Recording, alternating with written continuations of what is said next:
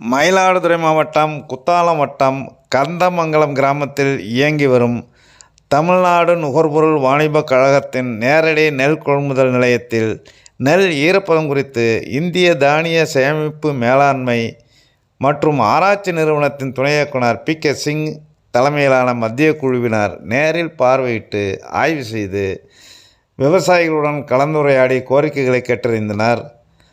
இதனைத் தொடர்ந்து மயிலாடுதுறை வட்டம் கிழாய் கிராமத்தில் இயங்கி வரும் நேரடி நெல் கொள்முதல் நிலையத்தில் நெல் ஈரப்பதம் குறித்து மத்திய குழுவினர் நேரில் பார்வையிட்டு ஆய்வு செய்து மாதிரி நெல்மணிகளை பரிசோதனைக்கு எடுத்துக்கொண்டனர்.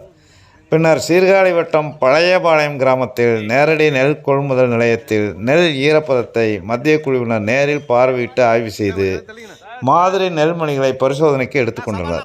பின்னர் பழையபாளையத்தின் முன்னோடி விவசாயி வரதராஜன் 45 ஏக்கரில் குறுவை சாகுபடி செய்து நெல் கொள்முதல் நிலையத்தில் தனது நெல்லை கொள்முதல் செய்யாமல் அலைகழித்த வழிமிகுந்த அனுபவத்தை விளக்குகிறார். அதனை நீங்கள் பார்க்கலாம். நான் பழையபாளையம் விவசாயி வரதராஜன் பேசுகிறேன். நாங்கள் இன்னைக்கு 10/10 அறுப்பறுத்தோம். இத்தனை நாளாக டிபிசியில் கொண்டாந்து வச்சுட்டு போராடிட்டு இருக்கோம். இது வரையும் கிடைக்கல எங்களுக்கு. இன்றைக்கி தான் மத்திய அரசு குழு மாநில அரசு குழுலாம் பார்த்துட்டு இன்றைக்கி எடுக்க சொல்லியிருக்காங்க.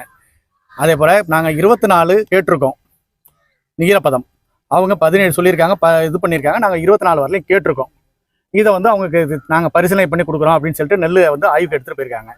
எடுத்துகிட்டு போனதுக்கப்புறம் பிடிச்சிக்கிறோம் அப்படின்ட்டு இருக்காங்க. 24% நெல் எடுக்க சொல்லிட்டாங்களாமே? இல்லை, இது வரையும் எடுக்க சொல்ல 22 எடுக்க சொல்லியிருக்காங்க. அது சொல்லலை, 24 சொல்லல. ஒரே ஒரு விவசாயிக்காக அது நல்லா இருந்தது, அதனால சொல்லியிருக்காங்க. 24 எடுக்க சொல்லல. அவங்க இன்னும் யாருக்கும் கோரிக்கையா வச்சிருக்கோம், எடுத்துக்கலாம்.